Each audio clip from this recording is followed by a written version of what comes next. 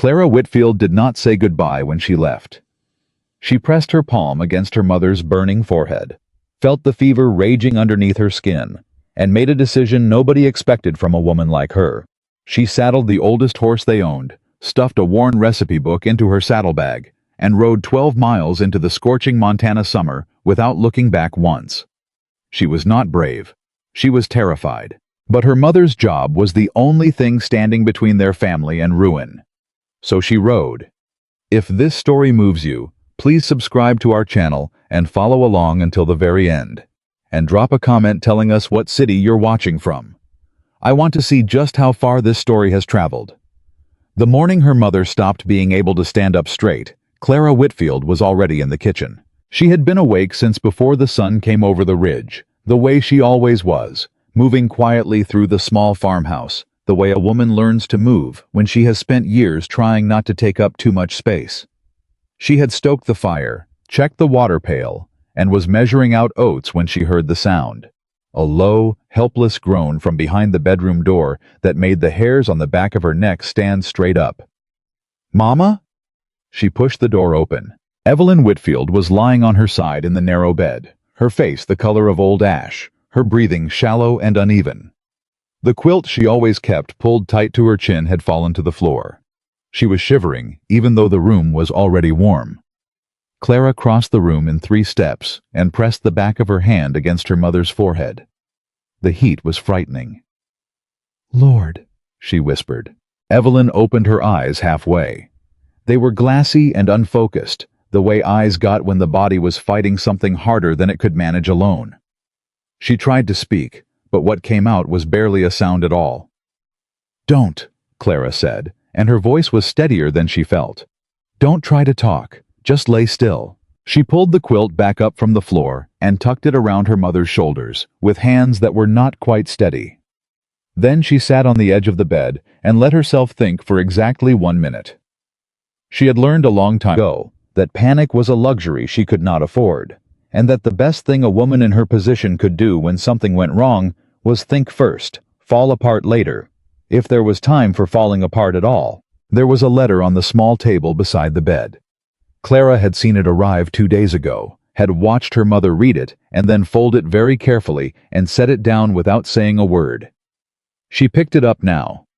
It was from Blackstone Creek Ranch. From a man named Edward Grayson, who managed the household operations for Thomas Callahan, the most respected cattleman in that stretch of Montana territory. The letter was written in a tight, impatient hand, and the message was not gentle. "Mrs. Whitfield, your absence has created significant difficulty for this household. We require your return no later than the end of this week. If you are unable to resume your duties as kitchen manager, we will have no choice but to fill the position permanently. We wish you a speedy recovery, but we cannot wait indefinitely." Clara read it twice. Then she folded it back along its creases, set it exactly where she had found it, and stood up. Her mother's income from Blackstone Creek Ranch was not a luxury. It was the reason they had a roof. It was the reason they had food through the winter. It was the reason Clara had been able to stay home and keep the farmhouse running instead of taking whatever work she could find in town. Work that, in her experience, had a way of drying up the moment someone got a good look at her and decided she didn't fit what they were imagining. Clara was 27 years old. She was a large woman, broad-shouldered, full-figured, soft in the face, in a way that people sometimes mistook for softness in character, which was one of the more dangerous mistakes a person could make about her. She had her mother's dark eyes and her father's stubbornness, and she had spent the better part of her adult life learning how to make do with less than she deserved while carrying herself like she had more than enough. She had never worked at a ranch before. She had never worked anywhere but here, in this farmhouse, in this kitchen, in this life that most people in the surrounding territory didn't think was worth paying attention to. But she could cook. She had been cooking since she was old enough to stand at the stove. She knew her mother's recipes better than her mother did by now, could replicate them from memory without measuring, could stretch a small amount of provisions into a meal that made people feel like they'd eaten well even when they hadn't. And her mother needed that job. So Clara went to the bedroom doorway and said, quietly but clearly, "Mama, I'm going to the ranch." Evelyn's eyes opened all the way. "No," she said. The word came out cracked and airless, but there was real force behind it. "Clara, no. You don't know those people. You don't know how they—" "I know how to cook," Clara said. "I know your recipes. I know what they need."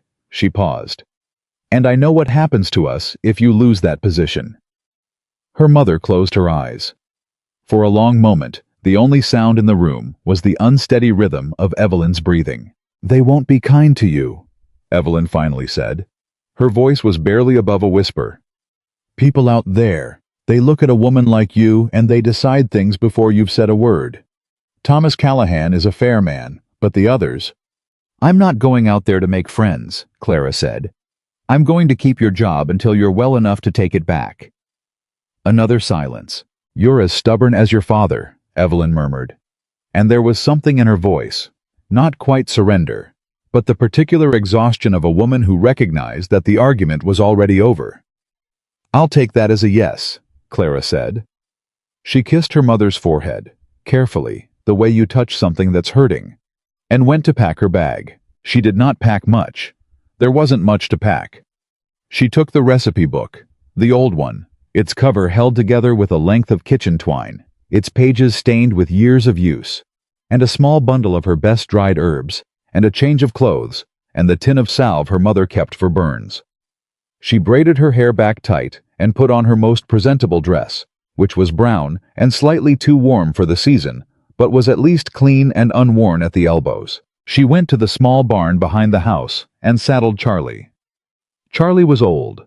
He had been old 3 years ago when her father was still alive, and he had gotten older since, in the unhurried way that horses did when nobody was asking too much of them.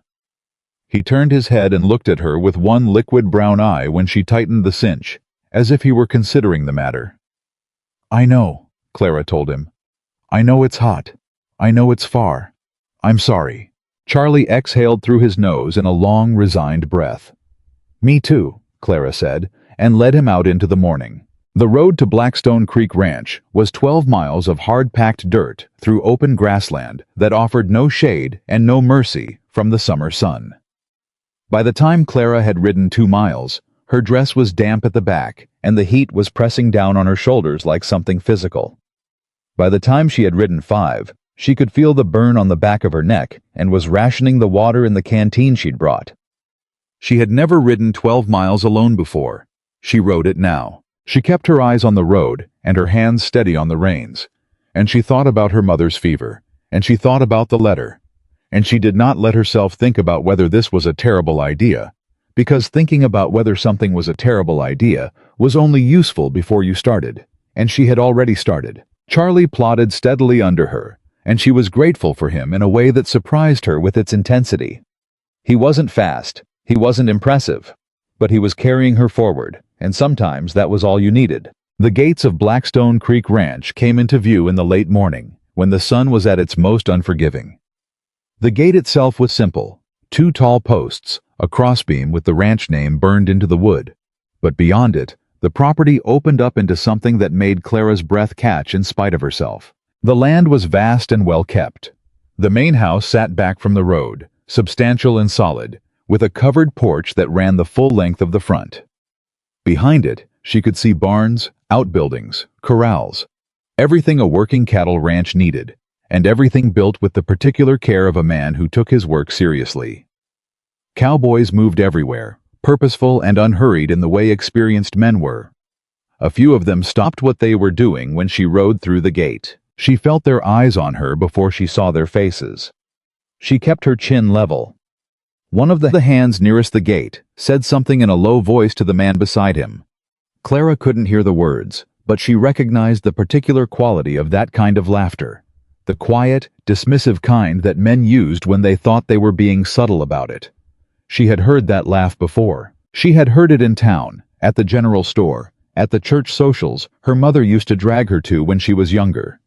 She had heard it in the careful way people's eyes moved over her and then away, like they were looking past her to something more interesting. She had heard it her whole life, in 100 different forms, from 100 different mouths. She did not break stride. Charlie walked forward without being asked, as if the old horse had absorbed something of her stubbornness. A man came down from the porch as she drew up to the main house. A lean man in his 40s with a face that had the careful blankness of someone who was accustomed to deciding things. He looked at her the way she expected to be looked at. Top to bottom, slow, cataloging. "Can I help you?" he said. The tone was the kind of polite that wasn't really polite. "I'm Clara Whitfield," she said. "Evelyn Whitfield's daughter. My mother is sick. I've come to take her place in the kitchen until she recovers." The man, she would learn his name was Edward Grayson, looked at her for a long moment without changing his expression. "You are not the person I hired," he said. "No," Clara agreed, and her voice was perfectly even. "My mother is the person you hired. I am the person who came because she cannot." Something shifted in Grayson's expression. Not approval.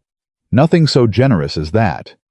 More like surprise at finding something where he had expected nothing. "You have experience?" he said. "I've been cooking since before you'd think to ask a woman that question," Clara said. "I know every recipe my mother uses. I know how to manage a kitchen, how to stretch provisions, and how to feed a full crew without wasting what doesn't need to be wasted." She paused. "I also know that you're short-handed and that your household is not running as smoothly as Mr. Callahan would like. So yes, Mr. Grayson, I have experience." Grayson stared at her. One of the cowboys nearby had gone quiet. "Wait here," Grayson said, and went back inside. Clara dismounted and stood with Charlie's reins in her hand, and did not let her face show the way her heart was hammering. She could feel the ranch around her. The eyes, the judgment, the accumulated weight of other people's assumptions about what she was and wasn't capable of. And she stood inside it the way she had learned to stand inside difficult things, straight and still and patient. The door opened again. Thomas Callahan came out. He was taller than she'd expected. Broad through the shoulders, with the kind of solidity that came from real physical work rather than pretense. He had dark hair going a little gray at the temples, and a face that was weathered and direct. The face of a man who had learned a long time ago that the fastest way to understand a situation was to look at it honestly. He looked at Clara, not the way Grayson had looked at her. Not cataloging or dismissing, just looking. The way you looked when you were actually trying to understand something. "Miss Whitfield," he said, and his voice was low and even. "I understand your mother is ill." "Yes, sir," Clara said. "Fever. She can't travel, and she can't work. But the ranch still needs a kitchen manager, and I know everything she knows about running one." Thomas was quiet for a moment. He had the quality of a man who did not fill silences he didn't need to fill. "Grayson tells me you arrived unannounced," he said. "I didn't have time to send a letter," Clara said, "and I didn't think you'd want to wait on one." Something moved at the corner of his mouth. Not quite a smile, but something in that neighborhood. "You rode 12 miles, he said. "Yes, sir." "In this heat?" "Yes, sir." He looked at her for another moment, then nodded. "Come inside," he said. "I'll show you the kitchen." She had not been offered a warm welcome. She had not been handed a compliment. She had simply been given what she asked for, the same chance anyone else would ask for, and no more. It was enough. The kitchen was a disaster. Not visibly. It was clean enough on the surface, the way things were when someone had been doing the minimum required to keep up appearances. But Clara walked through it the way her mother had taught her to walk through an unfamiliar kitchen, with her eyes open and her mind quiet, paying attention to what was actually there rather than what should have been. The pantry shelving had been arranged without logic. Heavier items were stored too high, lighter items too low, which meant that whoever was working the kitchen was spending unnecessary time and effort on every single task. The flour barrel was not sealed tightly. She pressed her thumb against the lid and felt it give, which meant moisture had been getting in, which meant the flour was compromised. The preserved vegetables were sorted by type, but not by date, which meant the oldest jars were buried behind the newest ones, which meant they were eating new preserves while the old ones slowly went bad in the back. She didn't say any of this out loud. She just looked. Then she looked at the dinner preparations that had been started for the evening meal. A stew that was supposed to be on the fire by now, by her reckoning, but whose ingredients were still sitting unchopped on the work table. And she took off her traveling shawl, hung it on the hook by the door, rolled up her sleeves, and started to work. She did not ask permission. Nobody stopped her. The first person to come through the kitchen door was a young woman, barely 20, with the look of someone who had been run ragged and was expecting to be blamed for it. "I was going to start that," the young woman said. "I'm Nora. I've been helping with the meals since Mrs. Whitfield." "I know," Clara said. "You've been doing it alone, haven't you?" It wasn't quite a question. Nora blinked. "Yes, ma'am." "Then you've been working too hard," Clara said. "Come here and show me where the spices are kept. We're going to do this together." Nora stared at her for a moment, with the look of someone who was not sure whether to trust a kindness she wasn't expecting. Then she crossed the kitchen and showed Clara where the spices were kept. By the time supper was ready that evening, Clara had reorganized the storage shelf nearest the fire for maximum efficiency, identified 3 jars in the pantry that needed to be used immediately before they spoiled, and prepared a meal that fed 30 ranch hands and 3 house staff. A simple stew, thick and well-seasoned, with cornbread baked in the cast iron, and a pot of coffee that Nora later told her was the best she'd tasted since her mother made it. Clara ate her own supper, standing at the kitchen counter, the way she always did when she had too much to think about to sit down comfortably. She was making a mental list. The flour situation, the storage problem, the question of whether the preserved meat in the cold cellar was actually being rotated properly or just stacked, when she heard footsteps in the doorway. She looked up. Thomas Callahan was standing in the kitchen doorway with his hat in his hand. "The men said supper was good," he said. "I'm glad," Clara said. "Grayson says he hasn't seen the storage organized that way before." "It wasn't organized particularly well before," Clara said. "No offense to whoever was responsible."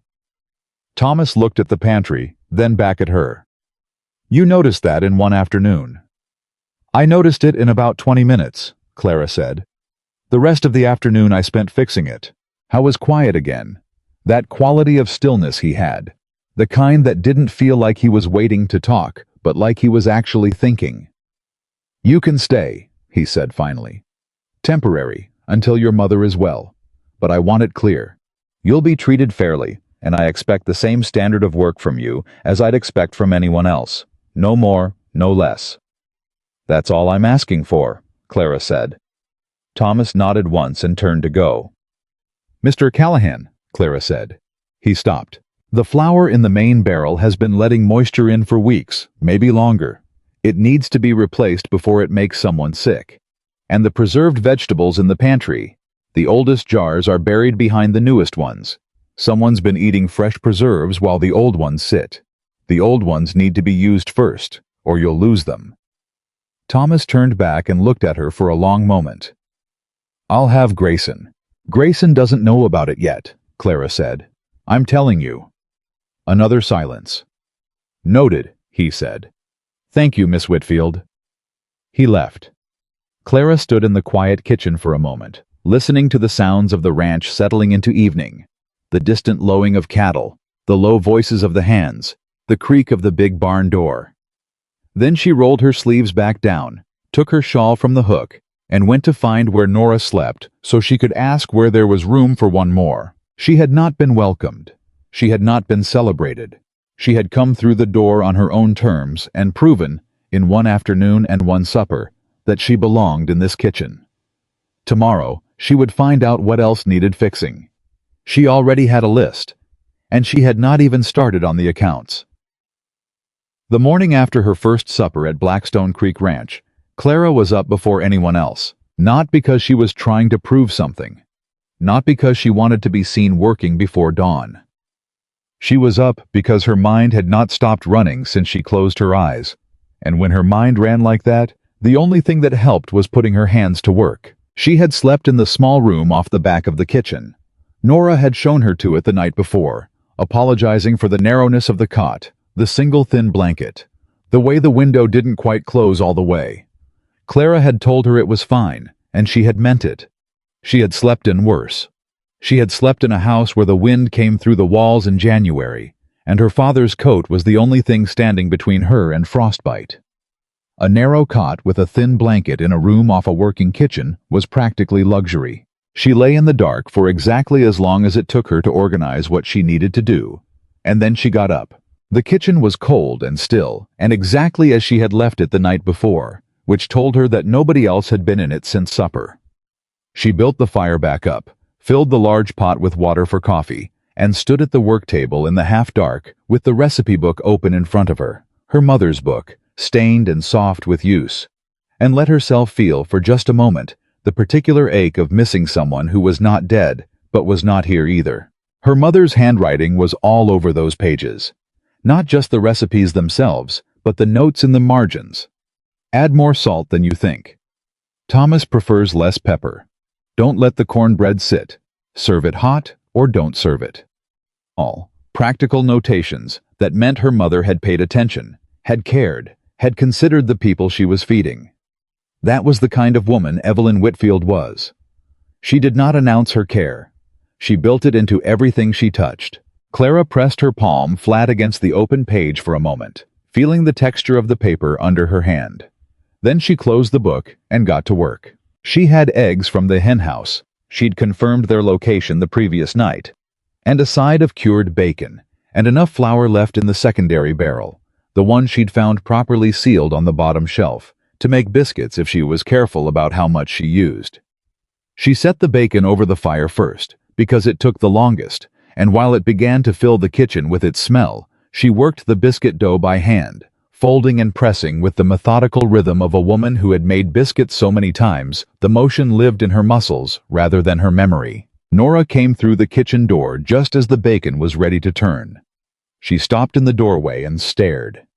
"You're all ready," she started. "Grab the egg basket," Clara said. "How many men take breakfast at the main house?" Nora blinked herself back to the present. 12 usually. Sometimes Mr. Callahan eats out with the hands. Does he take coffee? Always. Black, no sugar. Then we'll need 2 full pots. Clara flipped the bacon without looking up. "Come on, I'll show you how my mother does the eggs so they don't go rubbery." Nora moved to the work table without another word, and something in the set of her shoulders, a tightness, a wariness, began to ease by small degrees. Clara noticed it without remarking on it. She had learned a long time ago that the best way to make someone feel safe was not to announce that you were making them safe. You just acted safely, consistently, and let them figure it out for themselves. The hands came through for breakfast in their usual rotation, and the first thing Clara noticed was the way they looked at the table, not at her, at the food. There was a beat, brief, almost imperceptible, of surprise. Then a man with a red beard and a face like a weathered fence post sat down, took a biscuit, and bit into it. He chewed once, chewed again. Then he looked at Nora. "Who made these?" he said. Nora pointed at Clara without speaking. The man looked at Clara. Clara met his eyes steadily. "They're good," he said, as if the admission cost him something. Then he went back to eating. It was not a welcome. It was not warmth. But it was the first truth one of those men had given her since she arrived, and Clara accepted it for exactly what it was.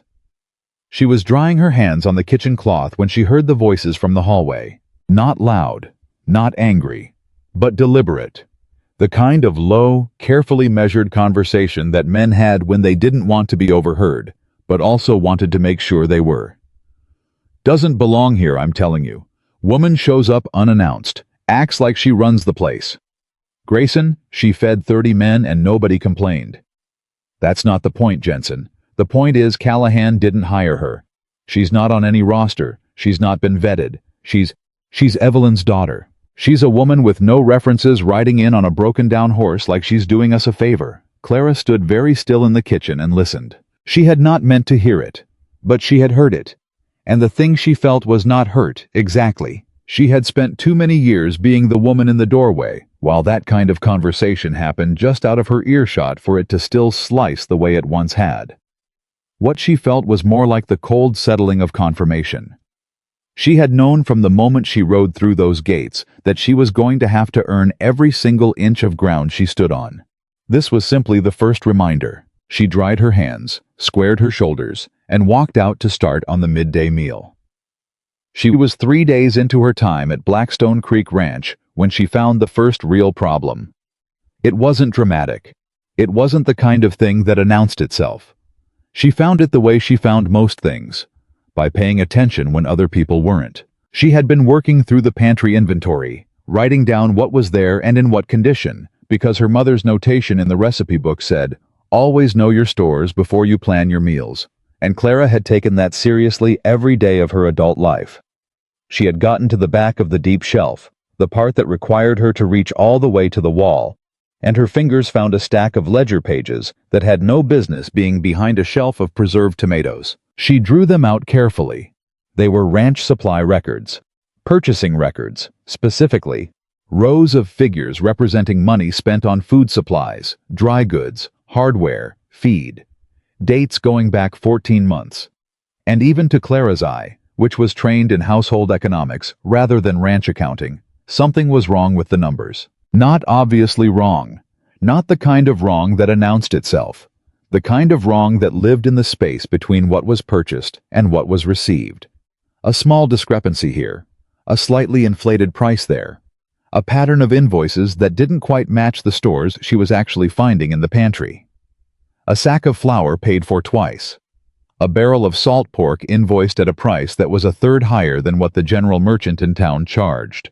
Small variations, the kind you'd miss if you weren't looking carefully. She was looking carefully. Clara sat on the floor of the pantry, with the ledger pages spread across her knees for a long time. Then she put them back exactly where she'd found them, stood up, and went back to the kitchen counter to finish her inventory list. She said nothing. Not yet. She needed to be certain. And she needed to understand exactly what she was looking at before she opened her mouth. Because she was a woman who had been in this ranch for 3 days on a temporary arrangement, and if she was wrong, she would be gone before supper. The next complication arrived on the 4th morning, in the form of Edward Grayson standing in the kitchen doorway at 7 in the morning, with the particular look of a man who had decided on something in the night. "Miss Whitfield," he said. A word. Clara turned from the fire. "Good morning, Mr. Grayson. There's coffee if you want it." He did not want coffee, or at least he was not going to admit to it. "I've been reviewing the supply situation," he said, "and I believe we need to make some adjustments to the kitchen ordering. I'll be taking over the purchasing decisions going forward." Clara looked at him. "On whose authority?" she said. The question clearly surprised him. He had expected either compliance or flustered protest. He had not expected a direct, calm question about authority. "I manage the ranch operations," he said, recovering. "That includes supply purchasing." It did, Clara agreed. "And in that time, you've been paying a third above market price for salt pork, receiving half what you've been invoiced for in dry goods at least 3 times in the past year, and storing flour in conditions that compromised it." She paused. "I'm not trying to step on your toes, Mr. Grayson. I'm trying to make sure this kitchen runs efficiently, which is what I was brought here to do." The color that moved across Grayson's face was not a healthy one. "You've been going through the accounts," he said, very quietly. "I've been doing my inventory," Clara said, "which is what any kitchen manager worth her salt would do." The silence between them had a new quality now. Something different from the dismissiveness of the first day. Something that had teeth. "I'll be speaking to Mr. Callahan about this," Grayson said. "That seems reasonable," Clara said. "Tell him I'd like a few minutes of his time as well, when he's available." Grayson left. Clara turned back to the fire, and she allowed herself exactly 5 seconds of standing very still with her eyes closed, feeling the full weight of what she had just done. Then she opened her eyes and started on breakfast. Thomas found her in the kitchen that afternoon. He came in through the back door, the way he often did, quietly, without announcement, as if he considered it a point of principle not to enter rooms like he was looking for an audience. He had been out with the cattle since before dawn. She could tell by the dust and the way he moved, the particular tired but satisfied quality of a man who had done the kind of work that was hard on the body, but right for the soul. "Grayson said you wanted to speak with me," he said. "I did." Clara set down the spoon she'd been using and turned to face him fully. "But I want to say first, I'm not here to make trouble for anyone. That's not why I came. I know why you came, Thomas said. He looked at her steadily. Tell me what you found. So she told him. Carefully, without dramatics, without accusation, just the facts of what she had seen in the ledger pages, the discrepancies in the pricing, the pattern of the invoices. She told him about the flour and the preserved goods and the salt pork, and she laid it out in order. And she did not editorialize or embellish, because the facts were enough, and she had always believed that facts presented honestly were more powerful than anything you could dress them up in. Thomas listened without interrupting. His face was still, but she was beginning to learn his stillness, beginning to understand that it was not absence of feeling, but the opposite of it, a quality of concentration so complete that it looked like calm. When she finished, he was quiet for a long moment. Those ledger pages, he said. Where did you find them? Behind the preserves shelf in the back pantry, Clara said. They weren't filed anywhere they should have been. Another silence. I'm going to need to look at this more carefully, Thomas said. I understand. Clara paused. Mr. Callahan, I want to be clear. I could be misreading what I found. I'm not an accountant. I'm a kitchen manager. If I'm wrong, I'd rather know it. Thomas looked at her for a long moment. I don't think you're wrong, he said.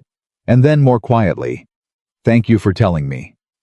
He left without fanfare, the same way he had arrived, and Clara stood in the kitchen and felt something unfamiliar move through her. Not quite pride, but something adjacent to it. The feeling of being taken seriously by a person who did not have to take her seriously. The feeling of being heard. She did not have long to sit with it. Grayson found her before supper. He did not come through the front door this time. He came around the side of the house, the way someone came when they didn't want to be seen, and he spoke to her in the narrow space between the kitchen wall and the herb garden, where the sound would not carry to the main house. I don't know what you think you're doing, he said. His voice was very controlled. But I want you to understand something, Miss Whitfield. You are here on a temporary arrangement. You have no standing here, no permanence, no authority. You're a sick woman's daughter who showed up uninvited and has been here less than a week. Clara looked at him without flinching. That's all true, she said. Then you understand, Grayson said, that making accusations against the man who manages this ranch is not something you do without consequences. I didn't make accusations, Clara said. I reported what I found to the man who owns the ranch. Those are different things. Something shifted in Grayson's eyes. A particular kind of calculation that Clara recognized. The calculation of someone who had just realized that the person in front of them was going to be more difficult than anticipated. You're going to find, he said, that working in a place where nobody wants you is harder than you think. Clara held his gaze. I've been working in places where nobody wanted me my whole life, she said. I'm still here. She walked back inside and started supper. That night, after the kitchen was clean and the hands had eaten and Nora had gone to bed, Clara sat at the kitchen table alone with a candle and her mother's recipe book and wrote a letter home. She kept it simple. She told her mother that she had arrived safely, that the work was manageable, that the kitchen was coming along. She did not mention Grayson. She did not mention the ledger pages. She did not want her mother lying in that bed worrying about anything except getting better. She sealed the letter and set it aside to be sent in the morning. Then she blew out the candle and sat in the dark kitchen for a while, listening to the sounds of the ranch at night, thinking about patterns and numbers and the particular quality of Grayson's eyes when she had told him she wasn't going anywhere. She was still thinking when she heard a sound outside the kitchen window. Footsteps. Soft ones, going somewhere they did not want to be noticed going.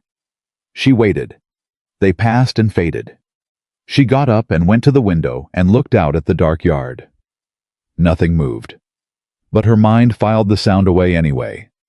Because her mother had always said that the things you noticed in the quiet were usually the things that mattered. Clara believed her. On the 6th day, something happened that she had not anticipated. It was not dramatic. It did not announce itself the way big things sometimes did. It happened at the end of supper, when the last of the ranch hands had filed out, and she was collecting the serving dishes, and she realized that the man with the red beard, the one who had told her the biscuits were good on that first morning, had stopped in the doorway on his way out. "Name's Holt," he said. "Ben Holt. I run the East Pasture rotation." Clara straightened. "Clara Whitfield. I know who you are." He turned his hat in his hands. "I want you to know what Grayson said about you to some of the men. After he talked to Callahan, it wasn't right." Clara was very still. "What did he say?" she asked. Holt looked uncomfortable. "Said you were overstepping. Said you'd been going through things that weren't your business. Said Callahan was only keeping you on because he felt sorry for you." He paused. "Most of the men don't believe it. After 6 days of eating like this, most of the men have figured out pretty quick that you know what you're doing." Clara looked at him for a long moment. "Thank you for telling me," she said. Holt nodded, put his hat on, and left. Clara stood in the empty dining room and let the information settle into her understanding of the situation. Grayson was working against her. Not just in quiet warnings and cold shoulders, actively, deliberately, in the ears of the men she worked alongside. He was trying to poison the ground before she could establish roots. He knew what she had found, and he was afraid of what it meant, and this quiet campaign of reputation, was his first real countermove. She was not surprised. She had known it was coming. She just hadn't known what form it would take.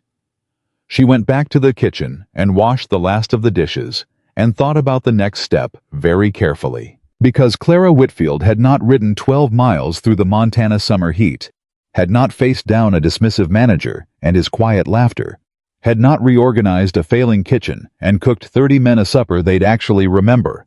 She had not done all of that to be undone by someone who had simply been stealing long enough to get comfortable at it. She was not going anywhere, and she had not even gotten to the cold cellar yet, where she suspected the real numbers were buried. She dried the last dish and hung the cloth on its hook. Tomorrow, she decided, she was going to need to look at the cold cellar, and she was going to need to do it before Grayson realized what she was looking for. The morning after her conversation with Ben Holt, Clara woke up with one thought already formed and waiting for her. The way important thoughts sometimes were, not arrived at during the waking hours, but assembled quietly in the dark while she slept, so that when she opened her eyes, it was already there, clear and complete. She needed to get into the cold cellar before Grayson did. She moved through this kitchen in the gray pre-dawn without lighting the lamp, working by feel and memory, the way she had in her own home 100 times before.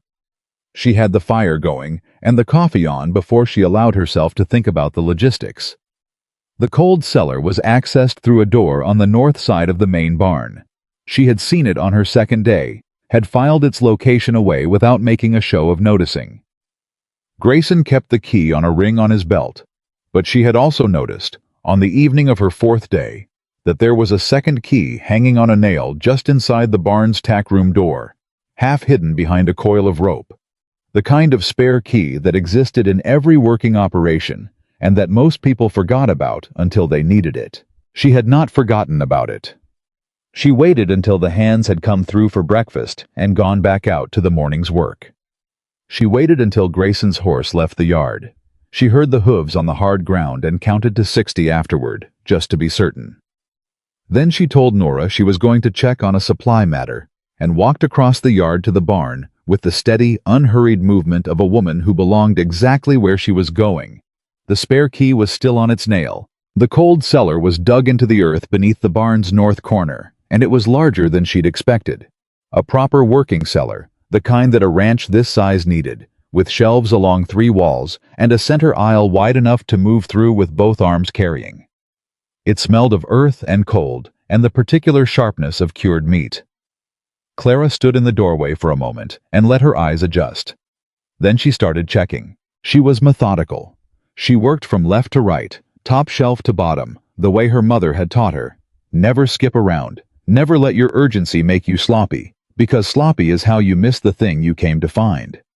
She checked the cured meat first, counting the hanging sides against the number she had found invoiced in the ledger pages.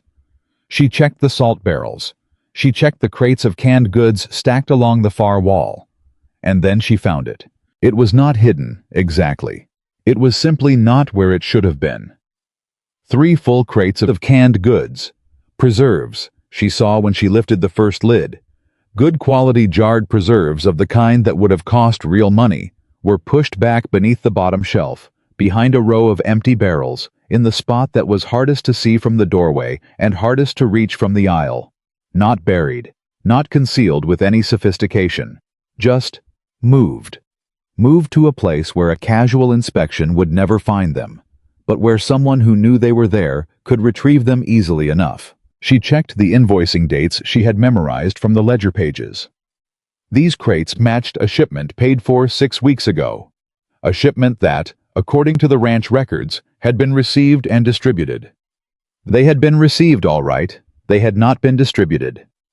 Clara crouched in the cold and the dirt and looked at those 3 crates for a long moment, feeling the full weight of what she was looking at. Then she stood up, went back up the cellar stairs, locked the door behind her, replaced the key on its nail, and walked back across the yard to the kitchen.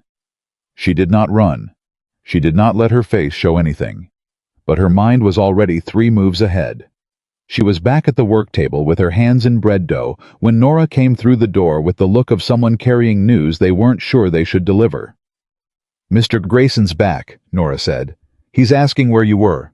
Clara did not look up from the dough. "Tell him I was checking on supplies." He looked angry, Miss Clara." "He usually does," Clara said.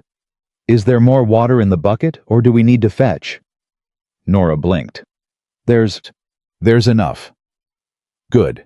Come help me with this. I want to try my mother's honey bread for supper tonight. The men have been working hard, and they've earned something worth eating." Nora came to the work table. Her hands were shaking slightly. Clara noticed and said nothing for a moment, just worked the dough steadily beside her, letting the rhythm of the work do what words couldn't. "He can't fire you, can he?" Nora said quietly.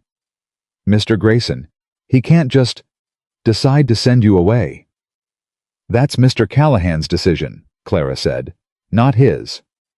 "But if he says things to Mr. Callahan, then Mr. Callahan will listen," Clara said, "and then he'll think about what he's actually observed. And what he's actually observed is a kitchen that runs better than it did 2 weeks ago, and a crew that's eating properly for the first time in months." She paused. "Mr. Callahan is a fair man. Your own words, the first night I was here." Nora was quiet. Then she said very softly, "I'm glad you came, Miss Clara." Clara looked at the young woman beside her.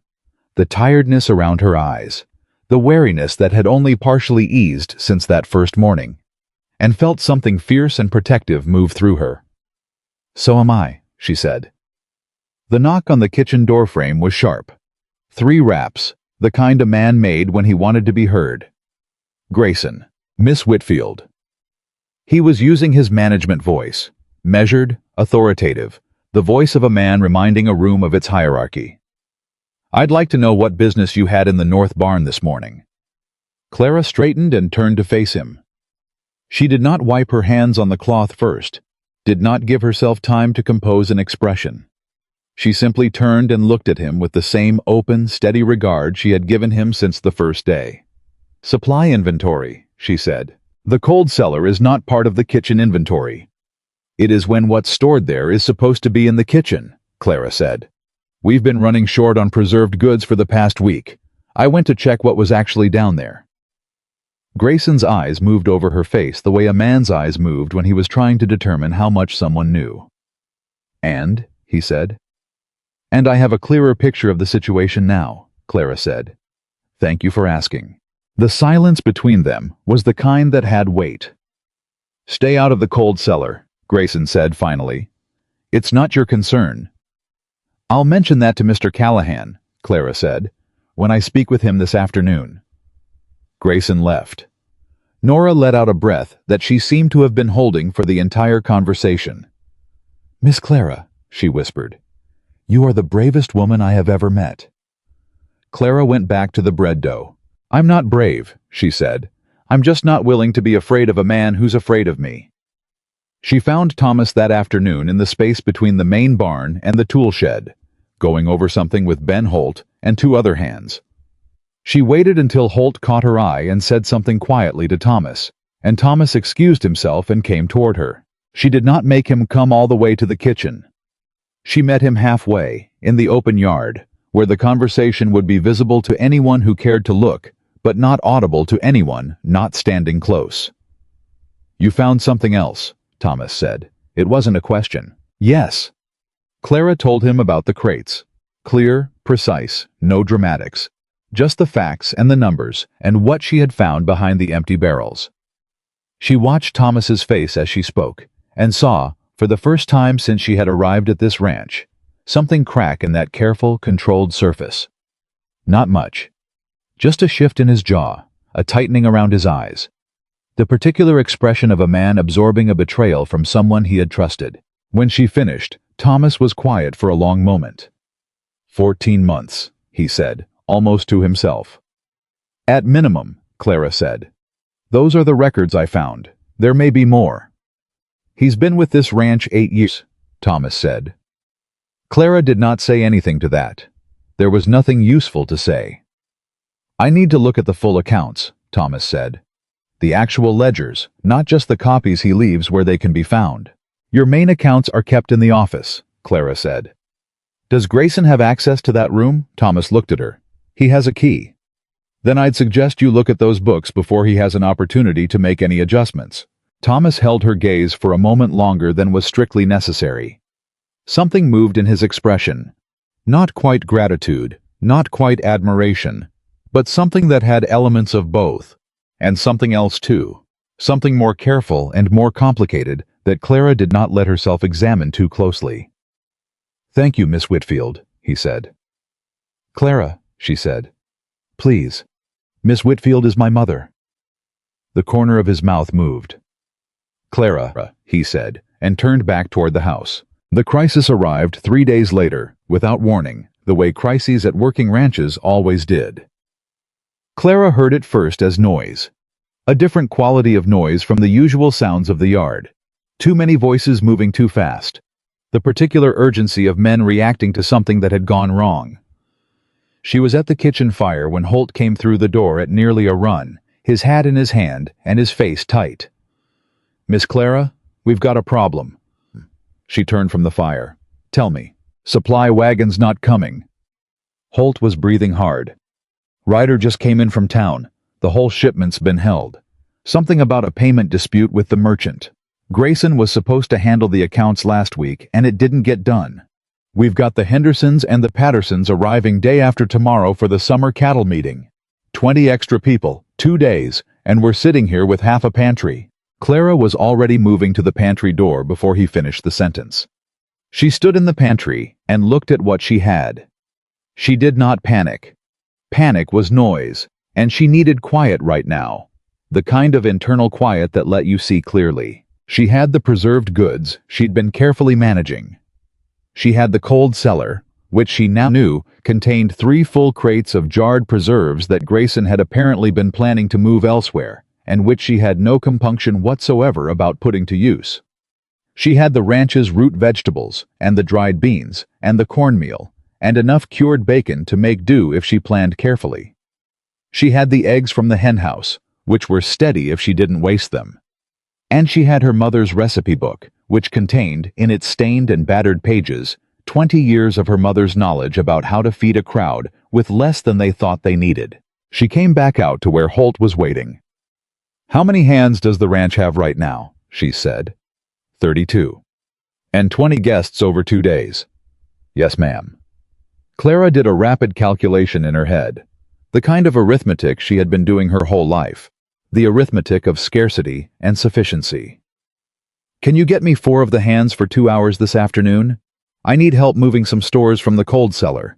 Holt's eyebrows went up slightly. He knew she wasn't supposed to be going into the cold cellar. He also, clearly, had decided that this was not the moment to raise that particular point. Yes, ma'am, he said. I'll get them. And I need someone to ride to the families in the South Quarter, the Dunnings and the McCallums. Ask if they have any preserved goods or dried beans they'd be willing to sell at fair price. I'll make sure they're paid. Holt nodded. And Holt. He paused at the door. Don't tell Grayson what we're doing until it's done." Holt looked at her for a moment. "No, ma'am," he said. "I surely won't."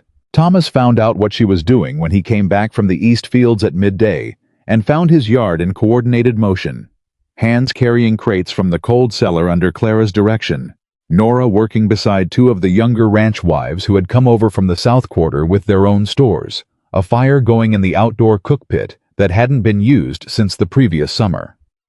He stood and watched for a moment before she noticed him. When she did, she crossed the yard toward him with a list in her hand. "I'm going to need your authorization to draw on the petty cash account for the purchases from the Dunning and McCallum families," she said. "Fair market price. Everything's documented." Thomas looked at the list she handed him.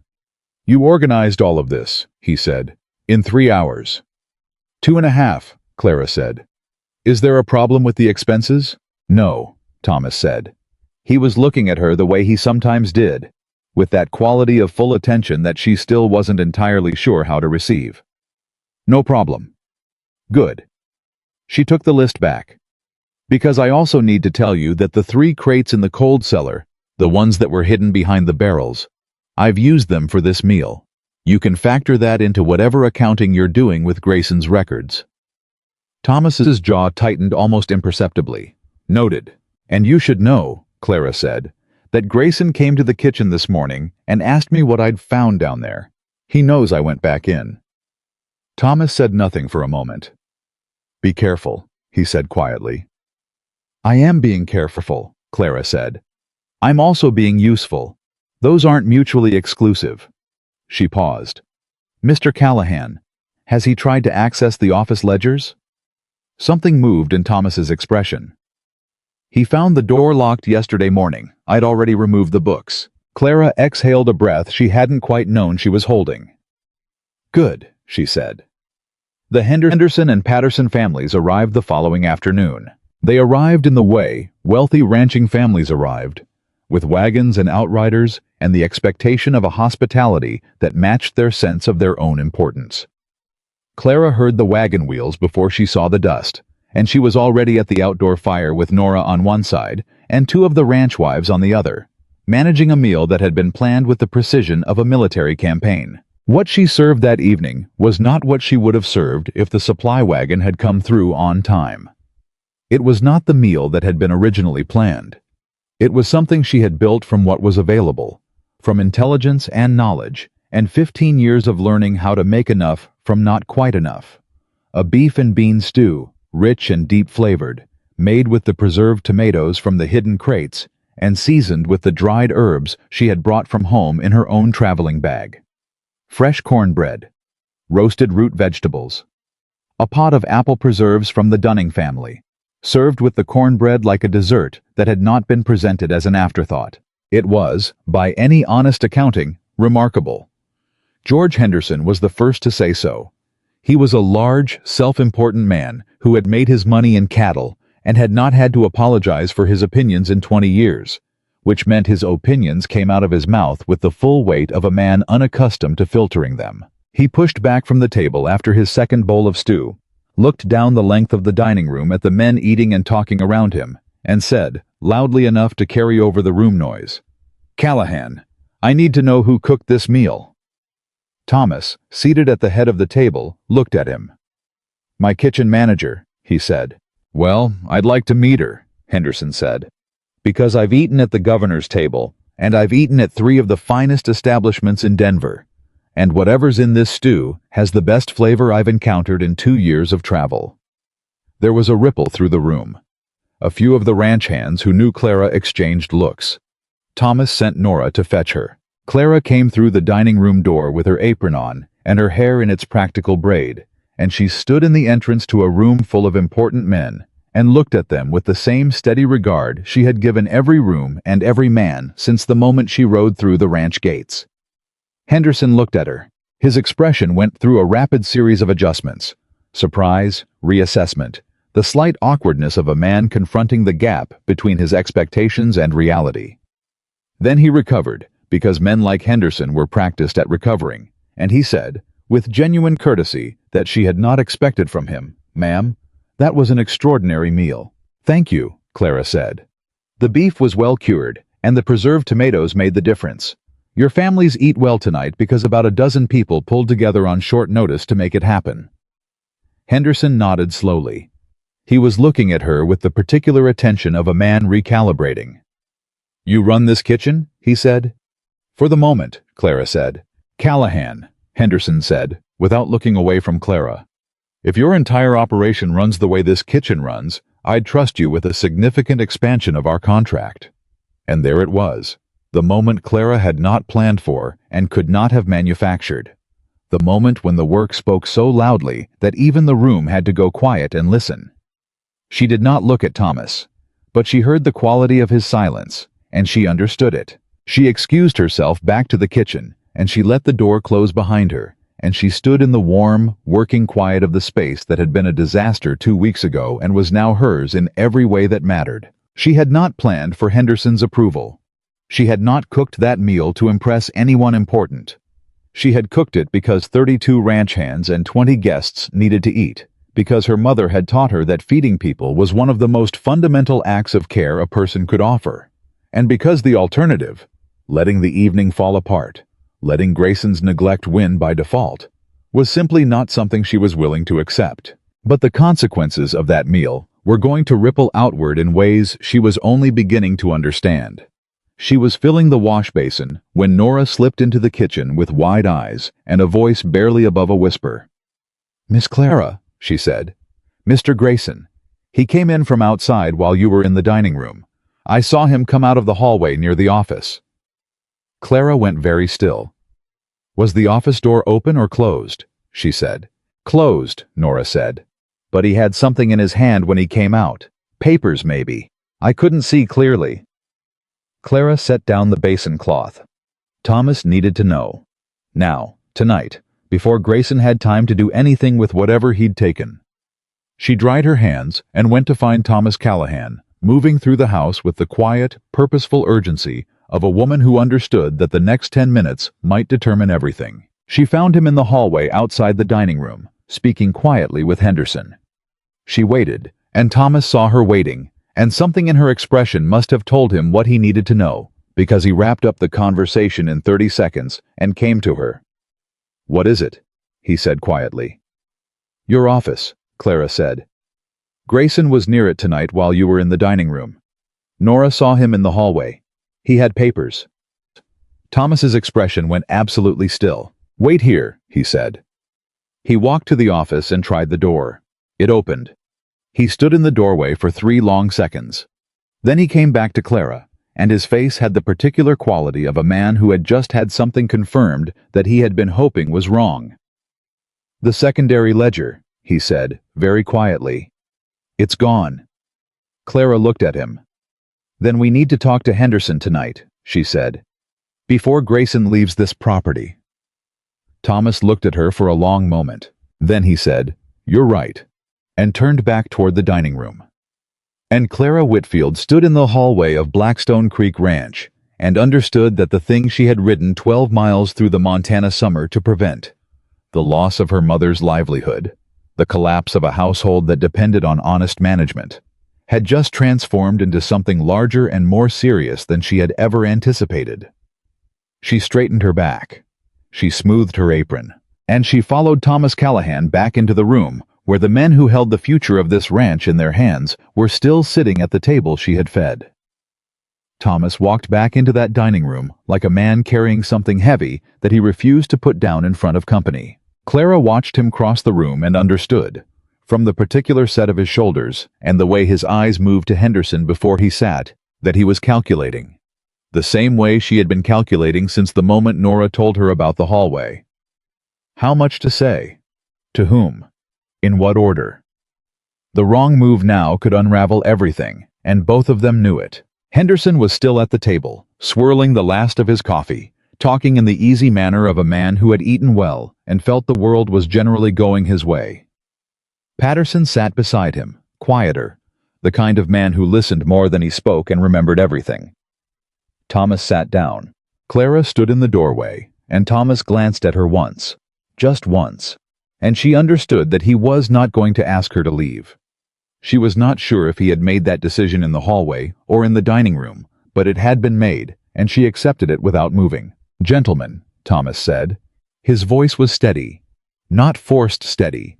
Not the kind of steady that took effort to maintain, but the real kind. The kind that came from a man who had faced difficult things before and had learned that the fastest way through them was directly forward. "I need to tell you something before the evening ends.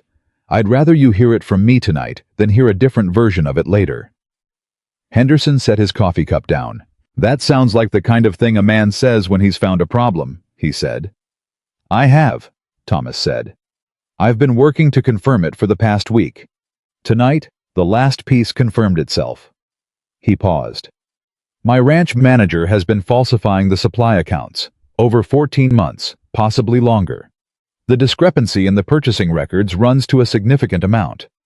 I don't have the full figure yet because the secondary ledger went missing from my office in the past 2 hours." The room went quiet. Not the polite quiet of men being careful. The sharp, attentive quiet of men whose business interests had just been mentioned in the same sentence as the word falsifying. Patterson leaned forward. "Your supply accounts," he said.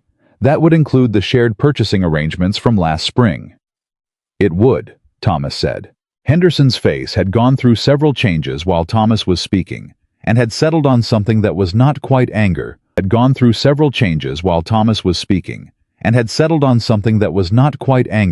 but was directly adjacent to it.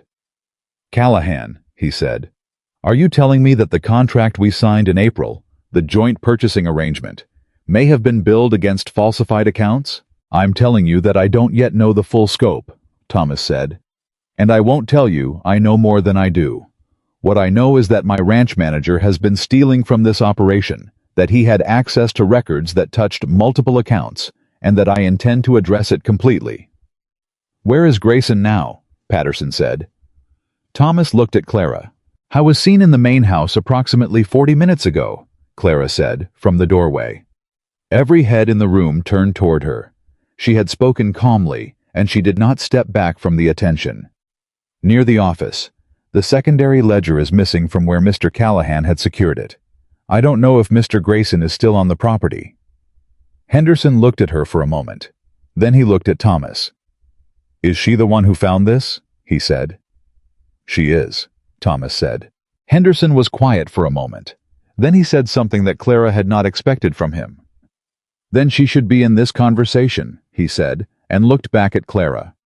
"Sit down, ma'am." Clara came to the table and sat down, and she did not let her face show what it cost her to do it with the same steadiness that had carried her this far. Because she was 27 years old and the daughter of a kitchen woman, and she had arrived at this ranch on a broken-down horse less than 3 weeks ago, and she was being asked to sit at the table where the business of the territory was being conducted. She sat down. "Tell me what you found," Henderson said, "and how you found it." So she told him. The same way she had told Thomas. Clear, sequential, without embellishment. The ledger pages behind the preserves shelf. The pricing discrepancies. The crates in the cold cellar. The pattern of small falsifications that added up to a significant whole. She told it precisely, and she told it completely. And when she was done, Henderson and Patterson looked at each other across the table with the expression of men recalibrating a situation. "You understood the accounting well enough to identify the discrepancies," Patterson said. It was not quite a question. "I understood household economics," Clara said. "The principles are the same. When the numbers coming in don't match the goods that arrive, something is wrong." Patterson nodded slowly. "Callahan," Henderson said, "I want riders out tonight to make sure Grayson doesn't leave the territory. And I want the county sheriff here by morning." "Already planned," Thomas said. "And I want access to every record this ranch has. The full accounts, the supply invoices, all of it. Patterson and I will stay through the week if necessary. Whatever Grayson touched that involves our shared agreements, we're going to account for it completely." "Agreed," Thomas said. Henderson pushed back from the table and stood, and there was nothing casual about it now. The ease of the after-supper man was gone, and in its place was the deliberate authority of someone who had built a significant operation from the ground up and knew exactly how to protect it. He looked down the table at Clara one more time. "Ma'am," he said, "in 30 years of cattle business, I have encountered no shortage of men who recognized a problem only after it destroyed something. I have encountered very few people of any description who caught one before it did." He paused. "You're wasted in the kitchen." Clara met his eyes. "With respect, Mr. Henderson," she said, "I found it because of the kitchen. The kitchen is where I saw the numbers. I don't think I'm wasted anywhere. I'm actually seeing things clearly." Henderson looked at her for a moment.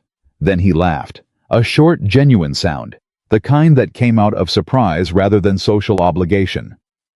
"Fair enough," he said, and he walked out. Thomas and Clara were left at the table alone. The room was quiet in the way rooms were quiet after something large had moved through them. "You should have sat down sooner," Thomas said. He was looking at the far end of the table. His voice was even, but there was something underneath it. "You didn't ask me to," Clara said. "I should have." She looked at him.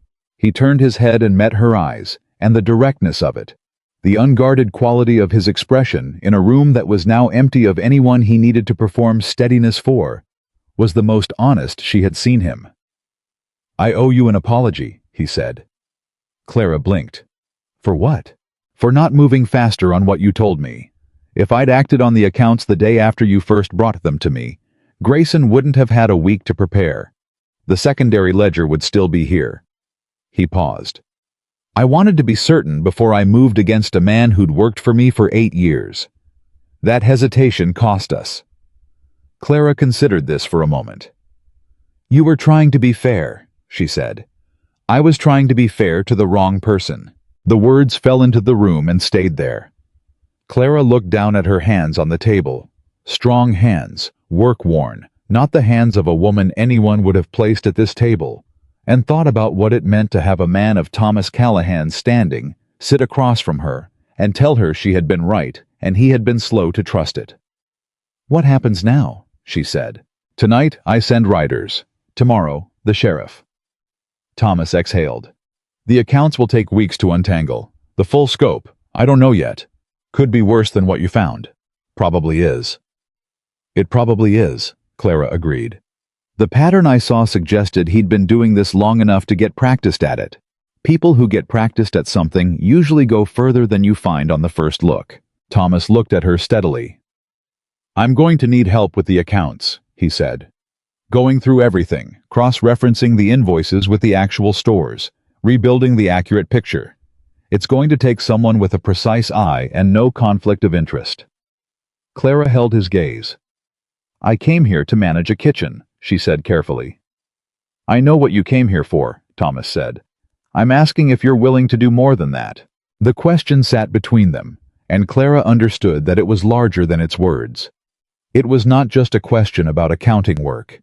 It was a question about whether she intended to stay, not temporarily, not as a placeholder for her mother, but as someone with a real stake in what happened to Blackstone Creek Ranch.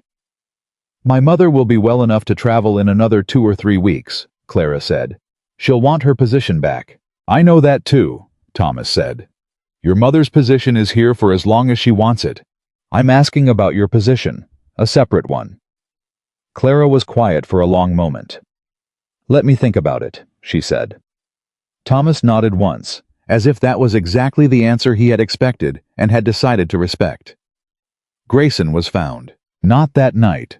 He had indeed left the property, slipping out in the darkness while the dinner was still ongoing, which meant he'd had more warning than they'd realized and had been watching for his moment. But the riders Thomas sent caught up with him before noon the next day, 6 miles down the south road toward the territorial border, with the secondary ledger in his saddlebag and a practice story about a family emergency that nobody in that group of riders believed for a single minute. How was brought back to the ranch under escort, and the county sheriff arrived 3 hours later. Clara was in the kitchen when they brought Grayson through the yard. She heard the horses and the particular quality of voices that meant authority, and she came to the kitchen doorway and stood there. Grayson saw her. Howe was not a broken man. She had not expected him to be. He was a man who had been caught, which was different, and the difference was visible in the particular way he held himself. Controlled, calculating, already working on the next move. His eyes moved to Clara in the doorway and held there for a moment. She did not look away. She did not smile, and she did not smirk, and she did not do anything other than stand in the doorway of the kitchen with her apron on and her hands at her sides and look at him with the same steady regard she had given him from the first day. Something in Grayson's expression shifted. Not remorse. She did not think he was capable of that in this moment. Something more like acknowledgement. The recognition that he had underestimated the wrong person. Then the sheriff's deputy moved him along, and he was gone from her eye line, and Clara went back inside. Nora was standing at the work table with both hands pressed flat against the surface, and her eyes bright. "They got him," she whispered.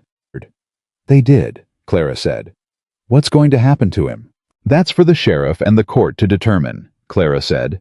"Our job is to get lunch on, because there are 2 visiting ranch families, a county sheriff, 2 deputies, and 32 hands who are all going to need to eat in approximately 2 hours. She paused. "Can you start on the potatoes?" Nora stared at her for a moment. The same look she had given Clara a dozen times over the past weeks. The look of someone encountering a kind of steadiness they hadn't known could exist in a person. And then she moved to the potato bin without another word. Clara built the fire back up and got to work. It was during the washing up after lunch that Ben Holt appeared in the kitchen doorway. He had his hat in his hand and the particular careful expression of a man who had something to say and was trying to find the right way into it. "Miss Clara," he said, "some of the men wanted me to, well, they wanted someone to say something, to you directly." Clara looked up from the basin. "Say it then, Holt," she said. He turned his hat a half circle. "When you first rode in here," he said, "a few of the men said some things, made some jokes, about you being here, about whether you knew what you were doing." He stopped. "I didn't participate in it, but I didn't stop it either, and I should have." He met her eyes. "These past weeks, you've run this kitchen better than it's been run since I've been here, and you found what nobody else found, and you did it all while Grayson was trying to make things hard for you." He paused. "The men wanted you to know, the ones who said those things. They know they were wrong, and they're sorry for it." Clara looked at him for a long moment. There was a thing she had learned early in her life, and it was this. Apologies from people who had genuinely reconsidered were not common. They required a person to look at themselves clearly enough to see what they had done, and then to set aside their pride long enough to say it out loud. That was not a small thing. That was, in her experience, a genuinely rare thing. "Thank you, Holt," she said. "Tell the men I accept it." He nodded, relieved, started to leave. "And tell them," Clara added, and he stopped. "That supper tonight is my mother's recipe for beef pie. The full version, with the good crust. Because a hard week deserves a proper ending." Holt's face did something complicated and landed on something that was almost a smile. "Yes, ma'am," he said. The investigation into Grayson's accounts took 4 days. Thomas worked through it with Henderson, Patterson, and the sheriff, pulling every record they could reconstruct against the physical inventory that Clara had documented with methodical precision over her 3 weeks at the ranch. She was consulted twice, once on the first day, when they needed her to walk them through exactly what she had found and where, and once on the 3rd day, when a discrepancy in the preserved goods inventory needed her specific knowledge of what had been in the cold cellar before she used those crates for the Henderson supper. Both times, she answered clearly and left them to their work. On the 4th evening, Thomas came to the kitchen. Clara was alone. Nora had gone to bed early, and the kitchen was quiet in the particular satisfied way of a room where work had been done well. Thomas sat down at the kitchen table, the work table, not the formal dining room, the table where the actual business of keeping people alive happened, and set his hat down beside him and pressed both hands flat on the surface and looked at her. "Final count," he said. 14 months of falsified accounts. The total is significant. Some of it touches the Henderson-Patterson contract from spring, which means there are legal matters that will take time to resolve. Grayson will face charges. The sheriff is confident in the case. Clara set down the cloth she'd been using and came to sit across from him. How significant? She said. Thomas told her the number. Clara was quiet for a moment. That's why the supply wagon was held, she said. The payment dispute with the merchant. He'd been inflating the invoices and pocketing the difference, but he was also letting the actual payments fall behind. Yes, Thomas said. The merchant is owed a fair amount of money that was invoiced and apparently not passed on. He was robbing you to pay his other debts, Clara said. It appears so. She thought about that for a moment. About the particular combination of arrogance and desperation that led a person to do what Grayson had done. To steal not just once, not just enough, but steadily and progressively for over a year, convinced that no one was watching closely enough to catch it. He had been right about that, until she arrived. The ranch, she said carefully. Is it stable? After the accounting of all this, is Blackstone Creek in a sound position? Thomas looked at her. The question was not idle. It was not polite small talk. It was the question of someone who needed to know the answer before she made a decision. He knew that. She could see him understanding it. The Henderson contract will hold, he said. Henderson made that clear. He considers the matter resolved by how we handled it, bringing it forward rather than covering it. The shortfall with the merchant will be addressed. The ranch itself is fundamentally sound. He paused. Clara, the ranch is not in danger. She nodded slowly. I've been thinking about what you asked me the other night, she said. About staying. Thomas did not move. He had that quality again. The absolute attention, the stillness that was not absence but presence. I won't pretend I didn't think about going home, she said. I thought about it. My mother is getting better. I had a letter this week. She's on her feet for part of the day. She could be ready to travel in another few weeks. I could go home, and things could go back to the way they were before I got on that horse. She stopped. Thomas waited. But the way things were before, Clara said. I was managing a farmhouse on the edge of nothing, with no income of my own and no standing of any kind, and everyone within 20 miles who looked at me had already decided what I was worth without asking. She paused. I don't want to go back to that. Then don't, Thomas said, simply, without drama. I want to be clear about what I'm agreeing to, Clara said. I'm not agreeing to anything out of gratitude. I'm not agreeing because you were kind to me, although you were mostly. She held his gaze. I'm agreeing because this ranch is a serious operation, and I am serious about work. And I believe that what I can do here has real value. I want to be compensated accordingly. I want a formal position with a clear scope and a salary, not a favor and a cot off the kitchen. Thomas did not blink. That is exactly what I'm offering, he said. And my mother keeps her position, Clara said, when she's well. Your mother's position has never been in question. And I report to you, Clara said, not to whoever you hire to replace Grayson. I am not operating under a manager who will spend his time trying to limit what I see. Thomas was quiet for a moment. I haven't hired anyone to replace Grayson, he said. Clara looked at him. Something shifted in the room. A small shift, subtle, the kind you only noticed if you were paying very close attention. Which she was. Which she always was. The supply management and the kitchen operations overlap significantly, Thomas said carefully. As you've demonstrated, someone who understands both, who has already demonstrated they can manage both, would make the operation more efficient, not less.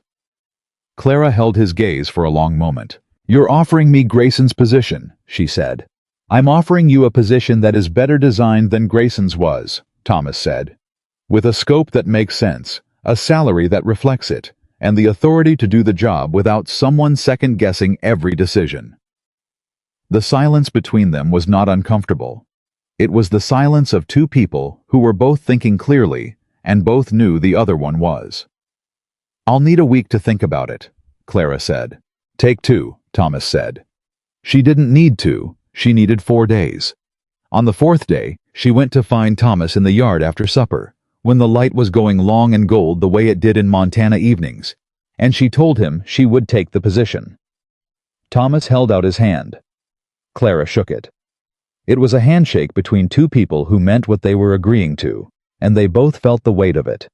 the seriousness of it, the mutual respect embedded in the gesture. But something else happened in that handshake, something neither of them had arranged or anticipated, which was that neither of them let go quite as quickly as a purely professional exchange would have required. And when they did, Thomas did not take a step back, and neither did Clara. And for a moment they stood in the yard of Blackstone Creek Ranch in the evening light without saying anything at all. Then Clara said, practically, "I'm going to need to go home and get my things." And Thomas said, "I'll send 2 riders with you." And she said, "1 is enough." And he said, "2." And she looked at him and understood, from the particular quality of his insistence, that the riders were not just practical. "All right," she said. 2. She left 3 days later, and the ride home felt entirely different from the ride that had brought her here. She was on a borrowed horse, a considerably better horse than Charlie, who had made his own way home with the help of one of the hands on that first week. And the morning was cool, and the world around her was not a gauntlet she was riding into, but a road she understood. Her mother was sitting up in a chair when Clara came through the farmhouse door. Evelyn Whitfield looked better, still thin, still pale in the particular way of someone who had spent weeks fighting something significant. But her eyes were clear, and her voice when she said, Clara's name had its normal strength in it. Clara sat down beside her and took her hands. "I have things to tell you," Clara said. "I expect you do," Evelyn said. "You have the look of a woman who has been doing considerably more than cooking." I have been cooking," Clara said, "among other things." Evelyn looked at her steadily. The mother's look. The one that had nothing to do with eyes and everything to do with the particular quality of attention that only a woman who had raised you possessed. "You look different," Evelyn said. "I'm not different," Clara said. "You look like yourself," Evelyn said. "More yourself than I've seen in a long time." Clara was quiet for a moment. "They want you back," she said. "Your position, it's yours. Whenever you're ready. Mr. Callahan made that clear." "And you?" Evelyn said. Clara looked at her mother's face, the lines of it, the tiredness still present but underneath it the sharpness, the particular intelligence that had raised a daughter alone in a farmhouse on the Montana plains and given her every practical tool she had ever used. "I have a position too," Clara said. "A different one, a real one." Evelyn looked at her for a long moment. "Tell me all of it," she said. So Clara told her all of it.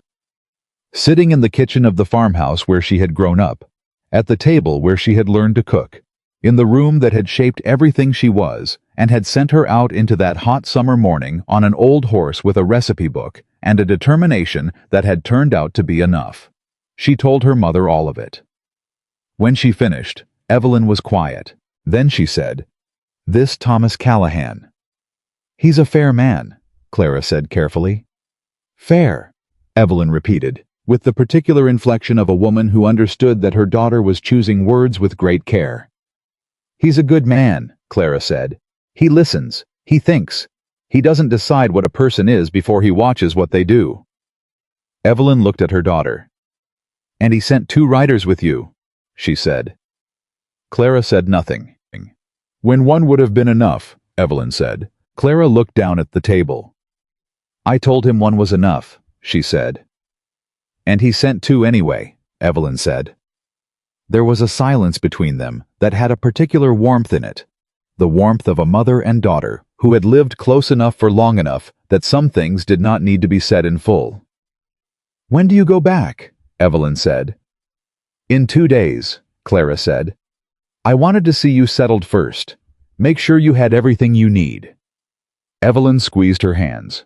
"I have been settled since before you were born," she said, with gentle firmness. "Go back, Clara. Go back and do the work you've apparently been built for your whole life without anyone giving you the room to do it." Clara felt something move in her chest, something old and stubborn and too proud to come out easily, the particular emotion of a woman who had been told she was capable by the person whose opinion she valued most in the world. "All right," she said. "You'd better," Evelyn said. Clara packed her things that evening. She did not have much more than she had arrived with, but she packed differently. Not the tight, spare bundle of a woman preparing for a temporary arrangement, but the considered selection of a woman who was choosing what to bring to a life she intended to stay in. The recipe book came, of course. It would always come. She stood in the small bedroom of the farmhouse on the last night and looked at it for a while. The narrow bed, the window that faced east, the place where she had lain awake for years, listening to the sounds of a world that did not seem to have a place for her in it. She had been wrong about that. She had always had a place.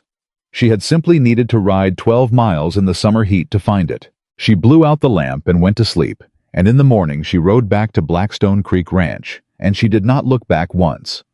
She rode back into Blackstone Creek Ranch on a Tuesday morning, and the first person to see her was Ben Holt. I was crossing the yard with a coil of rope over his shoulder when he heard the horses, and he stopped and turned, and when he saw it was Clara, he did something she had not expected from him. He raised his hand, not a casual wave, but the deliberate, respectful gesture of a man acknowledging someone he considered worth acknowledging. Then he went back to his work without making a show of it. It was a small thing. It meant more to her than she had words for. She handed the borrowed horse off to the younger of the two riders Thomas had sent with her, thanked him, and walked across the yard to the kitchen door. She did not go to the main house first. She did not look for Thomas. She went to the kitchen, because the kitchen was where she started things, and this was a beginning. Nora was at the work table, and looked up when the door opened, and her face did something that Clara would remember for a long time. A sudden, unguarded relief, like a person who had been holding their breath for several days and had only just realized it. "You came back," Nora said. "I said I would," Clara said. "I know, but—" Nora stopped. Then, with the frankness of someone who had decided that formality was a waste of time between them, she said, "I was afraid you'd get home and remember that it was easier there." Clara set her bag down and looked at the kitchen, the organized pantry, the well-managed fire, the evidence of Nora's careful stewardship over the past several days, and felt something settle in her like a stone finding the bottom of still water. "It wasn't easier there," she said. "It was just familiar." She untied her traveling shawl and hung it on the hook beside the door. "Is there coffee?" Nora laughed, a real laugh, short and slightly surprised, and reached for the pot. Thomas came to the kitchen that afternoon. He knocked on the doorframe, which he had started doing sometime in the second week of her being here. A small formality that she had noticed and appreciated. The acknowledgement that this space was hers, and he was entering it rather than simply occupying it. "You're back," he said. "I am," Clara said. She was reorganizing the spice shelf, which Nora had maintained well, but which Clara had a specific system for that she wanted to restore. She did not stop working. "My mother sends her regards. She expects to be well enough to travel within the month." "I'm glad to hear it," Thomas said. He came fully into the kitchen and stopped near the work table. "How is she?" "Better than I expected," Clara said. "Stubborn about it, which is how I knew she was actually recovering. Runs in the family," Thomas said. Clara glanced at him over her shoulder. The corner of his mouth was doing that thing. The thing that wasn't quite a smile, but lived in its immediate vicinity. "I wanted to talk to you about the position," Thomas said, shifting to the practical with the ease of a man who moved between registers without effort. "Now that you're back and the immediate crisis is resolved, I want to formalize it properly. Written terms, clear scope, salary agreed before you start the full responsibilities." Clara turned from the shelf and faced him. "I'd like that," she said. "I've been thinking about the structure," Thomas said. "Supply management, purchasing oversight, kitchen operations, all under one roof, so to speak.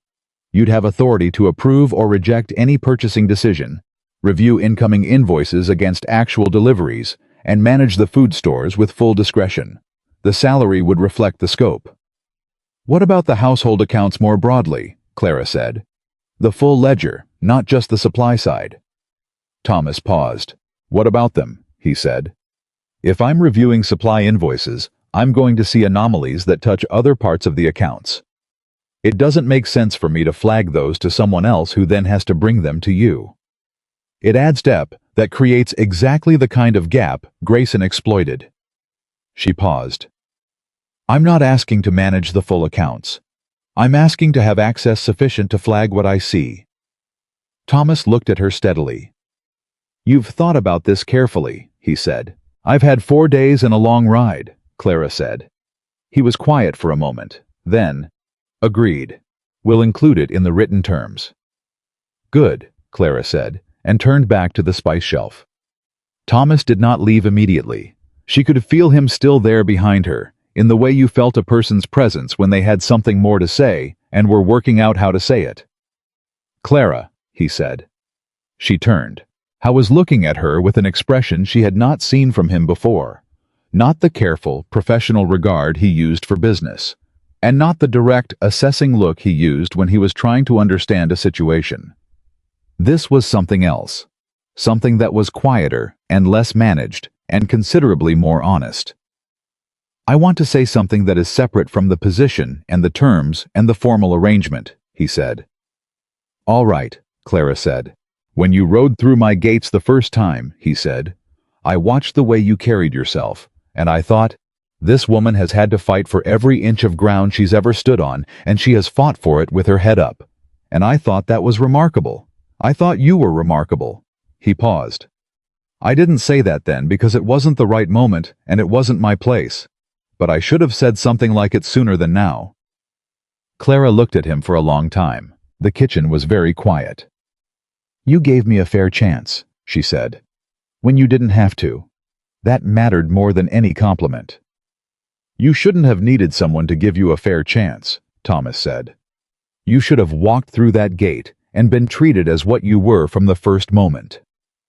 "Maybe," Clara said, "but that's not how the world works."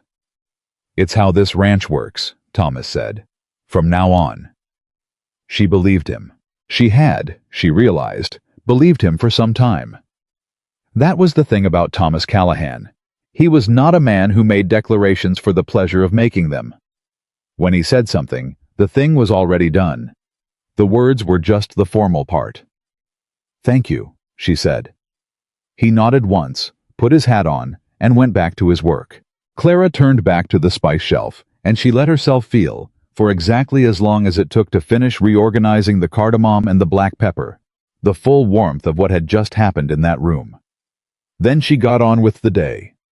Evelyn arrived 3 weeks later. She came in a wagon sent from the ranch. Thomas had sent it without being asked, which Clara discovered only when Nora mentioned it, and which she filed away in the growing record of things Thomas did quietly that she was not supposed to notice.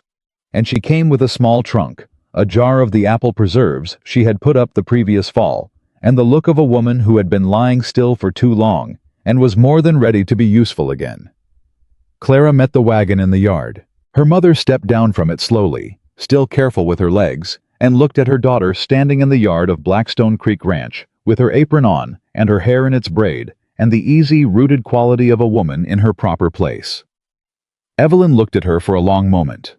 Then she said, "Well." "Well," Clara agreed. Evelyn's eyes moved around the yard, the organized corrals, the hands moving with purpose, the main house sitting solid and well kept at the center of it all. And then they came back to her daughter. "You look like you belong here," Evelyn said. "I do," Clara said simply. Evelyn reached out and touched Clara's face with one hand. A brief, gentle touch, the kind that contained everything a mother felt about a daughter who had turned out beyond what she had dared to hope. Then she said, "Take me to the kitchen. I want to see what you've done with it." Clara took her to the kitchen. Evelyn walked through it slowly, touching things, opening the pantry door, checking the flour barrel with its tight-sealed lid, reading the labels Clara had made for the storage shelf organization. She did not say much. She just looked, the way a person looked at something they had built over years and then been away from and were now seeing transformed. At the preserves shelf, she stopped. She stood in front of it for a long moment. "You put the dates on the front," she said. "So the oldest ones are always used first," Clara said. "I had to. The system before wasn't working." Evelyn turned and looked at her daughter. "I always meant to do that," she said quietly. "I know," Clara said. "I read your margin notes." Something moved across Evelyn's face. Pride and grief and love, all at once, the complicated emotion of a woman seeing her own knowledge carried forward by the person she loved most. "All right," Evelyn said, and cleared her throat. "Show me the rest." The working arrangement that developed between them over the following weeks was so natural that it was almost invisible. Evelyn resumed the kitchen management she had built over years, and Clara moved into the broader operational role she had negotiated with Thomas, and the two of them worked in an easy overlap. Evelyn running the meals with Nora, Clara managing the supply accounts and purchasing, both of them consulting each other with the casual intimacy of two people who spoke the same language. The ranch hands adapted to it without difficulty, which was itself a kind of testimony to how much the culture of the place had shifted in the weeks since Clara's arrival. The men who had laughed in the yard on that first day were not the same men now, not transformed out of recognition, but changed in the specific, practical way that people changed when they were shown clearly and repeatedly that their assumptions had been wrong. Holt became the informal liaison, the man who came to Clara with questions from the hands and brought her answers back to them. And he did this with a natural respect that had nothing performative about it. It was simply the respect of a man who had watched someone work and had updated his understanding accordingly. The formal legal proceedings against Grayson moved through the territorial system with the slow, grinding deliberateness that such things required. Clara was called to give a statement twice. She gave them both with the same clarity she had brought to everything else, and when it was done, she went back to work. Henderson came back to the ranch in September. He came ostensibly to finalize the amended contract terms with Thomas, but he came with his wife this time, Margaret Henderson, a sharp-eyed woman in her 50s who had the quality of someone who had been watching and forming opinions about things long before she said them out loud. Margaret Henderson spent the first day of their visit observing the ranch's operation with the particular attention of a woman who understood that the best way to judge an enterprise was to watch what happened when nobody thought they were being watched. On the second day, she came to the kitchen. Clara was going over the supply invoices with Nora when Margaret Henderson appeared in the doorway, and Clara set the papers down and stood. "Mrs. Henderson," she said, "can I get you something?" "You can sit back down and keep working," Margaret Henderson said, and came into the kitchen and sat herself down at the work table as if she owned it. "I'm not here for hospitality. I'm here because George told me what you did, and George is not a man who describes a woman as remarkable unless she has done something genuinely remarkable, and I wanted to see for myself." Clara sat back down. "And?" she said. Margaret Henderson looked around the kitchen, then at the invoices spread on the table, then at Clara. "How did you know what you were looking at?" she said. "In the accounts. You're not an accountant." "No," Clara said. "But I've been managing a household with limited resources since I was 16. When you've spent years making a small amount of money work for everything you need, you develop a very precise sense of when numbers don't add up." Margaret Henderson nodded slowly. "George wants to talk to Thomas about bringing the same kind of supply review to our operation," she said. "We have 3 ranches now. I won't say that what happened here couldn't happen to us, because I don't believe in saying things I don't know to be true, and I don't know that." She paused. "I'm wondering if you'd be willing to make some recommendations. Not implement them yourself. I understand your position here. But tell me what you look for, what the warning signs are." Clara looked at her for a long moment. Then she said, "Do you have time this afternoon?" Margaret Henderson smiled, the first smile she had produced in Clara's presence, and it was a good one, the kind that reached all the way. "I believe I do," she said. They talked for 2 hours. Clara laid out, clearly and practically, the pattern of discrepancies she had found in the Blackstone Creek accounts. Not just the specific details of Grayson's theft, but the underlying principles. The gap between invoiced and received goods. The danger of stored records that weren't filed where they should be. The importance of someone with no financial conflict of interest reviewing the numbers regularly. The way that small, repeated discrepancies were more dangerous than large, obvious ones, because they were harder to see and easier to rationalize. Margaret Henderson listened with the complete attention of a woman who had not gotten to her position by failing to pay attention, and she asked precise questions, and by the end of the 2 hours she had filled a small notebook with notes in her tight, clear hand. When she stood to leave, she looked at Clara and said, My husband told me you arrived here on a broken-down horse to save your mother's position. Something like that, Clara said. He said you rode 12 miles alone in the summer heat. The horse did most of the work, Clara said. Margaret Henderson looked at her for a moment. I was a hired girl, she said. Before George. Before the ranches and the contracts and the Henderson name meant anything. I was a hired girl in a house in Ohio, and I was 20 years old, and I was told in 100 different ways that I had no particular value to offer the world. She paused. I want you to know that I see very clearly what you've built here, and what it cost you to build it. Clara held the older woman's gaze. Thank you, she said, and meant it in a way that went deeper than courtesy.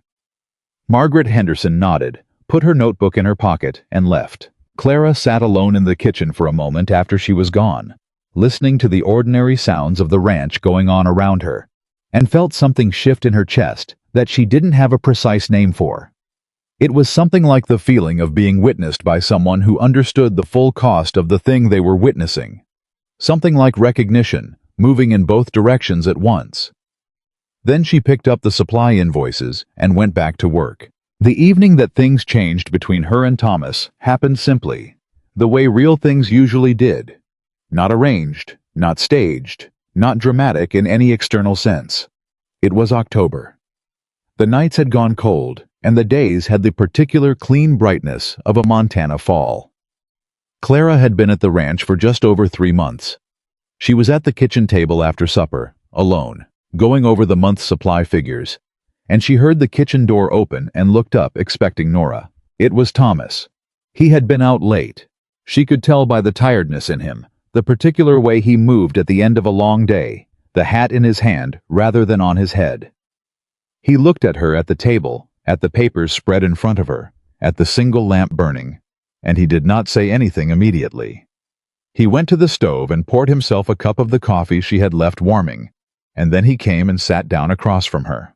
They had done this before, sat at this table in the evening, talking through the business of the ranch with the easy practicality of two people who trusted each other's judgment.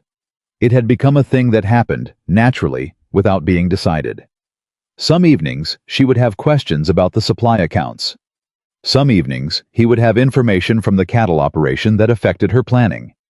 They talked, and they made decisions, and they went back to their separate corners of the ranch. Tonight he did not bring papers. He did not bring questions. He just sat. After a moment, Clara set her pen down. Long day, she said. Long day, he agreed. A comfortable silence. The McCallum family is thinking of selling, Thomas said eventually.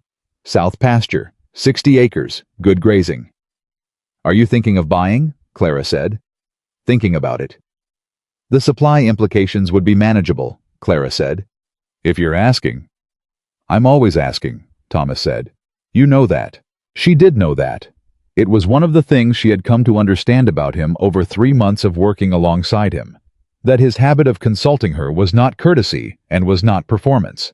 He genuinely wanted to know what she thought. He had, she had come to understand, genuine respect for how her mind worked, and he showed it not by saying so, but by acting on it consistently and without requiring credit for the gesture. She looked at him across the table. Thomas, she said. He looked at her. I want to ask you something, she said. And I want you to answer me honestly, which I believe you're capable of. I'll do my best, he said. Do you? She stopped. Tried again. When you sent 2 riders with me to go home, she said, was that because you were concerned for my safety on the road? Or was it because you didn't want me to have too much time alone with only my own thoughts? Thomas was very still. Both, he said. Why would my thoughts concern you? She said. He set his coffee cup down very carefully. Because you are the most capable person I have encountered in 8 years of running this ranch, he said. And because I am aware that a woman of your particular abilities has considerably more options than staying in Montana to manage the supply accounts for a cattle operation that didn't know what it had until it nearly lost it. And I was not willing to give you more thinking time than necessary before you committed to coming back. The words came out with the directness of a man who had decided that honesty was the only reasonable approach to this particular moment. Clara looked at him. That's a very practical way to describe a personal feeling, she said.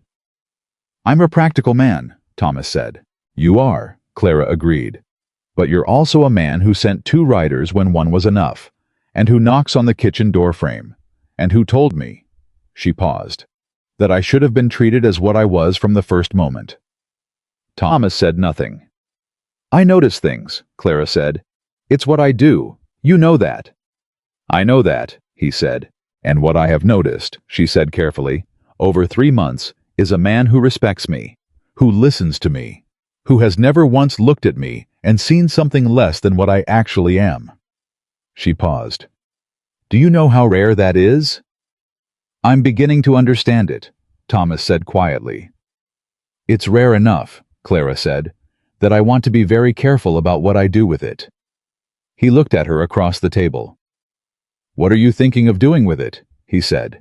I'm thinking, Clara said, that I would like to know if what I've been observing is what I think it is, before anything changes, before any line moves. I would rather ask directly and be wrong than not ask and wonder.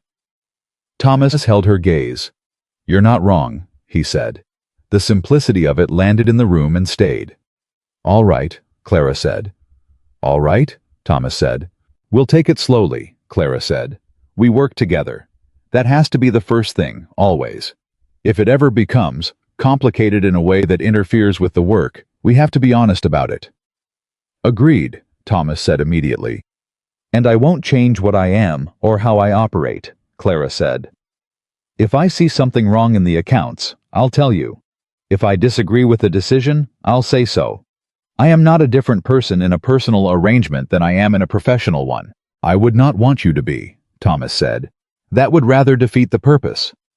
She looked at him, he looked at her, and then Clara Whitfield, who had ridden 12 miles through the Montana summer heat on a broken-down horse with a recipe book and a determination that nobody had taken seriously until they watched what it produced. She laughed. A real laugh, the full-throated kind that she didn't produce often because life had not always given her occasion for it, and it filled the kitchen the way the coffee smell did, warm and specific and completely real. Thomas watched her laugh, and something in his face opened in a way she had not seen before. What? He said. I came here, she said, still catching her breath from the laugh, to save my mother's job. That was the whole plan. Ride out, cook some meals, keep the position until Mama was well. That was all. That was all, Thomas agreed, with the same gravity. And instead, Clara said. And instead, Thomas said. They looked at each other across the kitchen table in the lamplight, and the instead hung between them, warm and slightly ridiculous and entirely true. The winter that followed was the kind that Montana delivered without apology. Hard, long, cold in ways that required genuine preparation and genuine community to survive. Clara had prepared the ranch's stores for it with 3 months of careful management behind her, and when the first serious snow came in November, she had the satisfaction of knowing that Blackstone Creek was equipped to weather it. She had also, by that point, written 8 letters to women she had encountered through the Henderson and McCallum connections. Women who had come up in conversation as capable and overlooked. Women in situations not unlike the one she had been in before she saddled Charlie and pointed him toward the ranch gates. She had written to tell them that there were positions at Blackstone Creek, or at ranches she could connect them with, if they were looking. She had written to tell them that a woman with practical skills and a serious disposition had value, regardless of what their current circumstances were suggesting. 6 of the 8 had written back. 2 of them were at the ranch by December. The first was a widow named Ruth Carr, 43 years old, who had been managing a homestead alone for 2 years since her husband's death, and who had a talent for organization that Clara recognized within the first hour of meeting her. The second was a young woman named Pearl, barely 22, who was the size of a barn door, and moved through the world with the particular hunched wariness of someone who had been told too many times to take up less space. Clara put Pearl in the kitchen with Nora and Evelyn, and watched her unfold over the following weeks with the same quiet intensity she brought to the supply ledgers. Noticing, tracking, understanding. One evening in January, Pearl came to Clara with a small piece of paper in her hand. I was going through the cornmeal inventory, she said. "And I found something that doesn't add up." Clara looked at the paper. She looked at Pearl. Pearl was standing with her shoulders curved inward in the old, habitual way, braced for the correction that her entire life had taught her to expect when she offered an observation. "Show me," Clara said. Pearl straightened by approximately half an inch, and then she showed her. The discrepancy turned out to be a simple delivery error, not anything sinister, a miscounting at the mill rather than any wrongdoing. It was resolved in a single conversation with the merchant. But that was not the point. The point was Pearl, standing in the cold cellar with a lamp in her hand and a piece of paper, describing what she had found with increasing confidence as Clara listened and asked questions and treated every word she said as worth the paper it was on. The point was Pearl, at the end of it, straightening the rest of that half-inch and standing at her full considerable height and looking like a woman who had just discovered that the thing she'd been told was a liability was actually the most valuable thing about her. Clara knew that feeling. She knew exactly what it cost to arrive at it and exactly what it was worth once you got there. Spring came to Montana the way it always did. Not gently, but with the sudden, overwhelming force of a territory that did nothing halfway. The snow went fast in March, and the ground came back hard and ready, and Blackstone Creek Ranch moved into the new season, with the particular momentum of a place that had survived the winter with its stores intact, and its people fed, and its books clean. Evelyn Whitfield, 6 months recovered and fully herself again, was running the kitchen with the authority of a woman in complete command of her territory. Nora had developed into someone Clara could trust to manage the morning operations alone. Ruth Carr had taken over the household organization with a precision that made Clara's own system look like a rough draft. Pearl was still learning, still unfolding, still discovering what she was capable of in increments that were sometimes startling in their size. The ranch was not what it had been when Clara rode through its gates the previous summer. It was better. Thomas said this to her one April evening, standing at the edge of the east field in the last of the day's light, where they sometimes found themselves at the end of long days. Close enough to talk without it being formal, far enough from the main house to have a moment that was genuinely private. "You know what's different," he said. "Tell me," Clara said. "This ranch runs on people who feel like they matter here," he said. "That was missing before. I didn't know it was missing because I didn't know what it looked like when it was present." He paused. "You brought that." "People bring that themselves," Clara said. "All I did was make room for it." Thomas looked at her. "Clara," he said. "Thomas," she said. "I'd like to ask you something," he said. "And I'd like you to answer me honestly, which I believe you're capable of." She recognized her own words coming back to her, and the warmth that moved through her was considerable. "I'll do my best," she said. "I'd like to ask you," Thomas said, "to stay here permanently, not as an employee, not as an arrangement, as my—" He stopped and started again, and the stopping and starting was the most unguarded she had ever seen him, which meant more to her than any smooth declaration could have. "As the woman I intend to spend the rest of my life building this place with, if that's something you'd want." Clara looked at him for a long time. The last of the April light was going. Somewhere behind them, the ranch was making its evening sounds. The cattle settling, the hands finishing up, the kitchen starting supper. The whole living, working, breathing reality of the place that had become, over the course of a single Montana year, as much hers as it was anyone's. "I rode out here," she said slowly, "on a horse that was too old for the trip, in heat that was too much for the road, without an invitation or a plan, or any reasonable expectation that what I found on the other side of that gate was going to be anything other than a polite rejection." She paused. "And what I found was this." "This," Thomas said. "I'm not going anywhere," Clara said. He reached for her hand. She let him take it. They stood there in the last of the April light, with the ranch behind them, and the open Montana sky going from gold to purple overhead. And Clara Whitfield, who had come here with nothing but a recipe book and a refusal to be afraid of what she needed to do, understood that the woman who had ridden through those gates the previous summer had been brave in a way she hadn't recognized at the time. Not because she hadn't been scared, She had been terrified. But she had been scared, and she had gone anyway, and the going had led here, to this, to a hand in her hand, and a place that was hers, and a life that fit the size of everything she actually was. She had never been too much. She had never been too large, too capable, too stubborn, too relentless in her refusal to accept that she was less than she knew herself to be. She had simply been waiting, all that time, for a place large enough to hold her.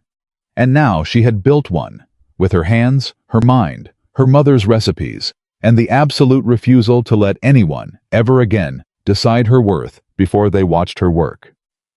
Clara Whitfield had not ridden to Blackstone Creek Ranch to find a man, or to find a home, or to find herself. She had ridden there because her mother was sick and the rent was due, and she was the only one who could go. But some of the most permanent things in a life arrive that way. Not sought, not planned, not arrived at through grand intention, but stumbled into through the ordinary, unglamorous, deeply human act of showing up when you were needed and refusing to be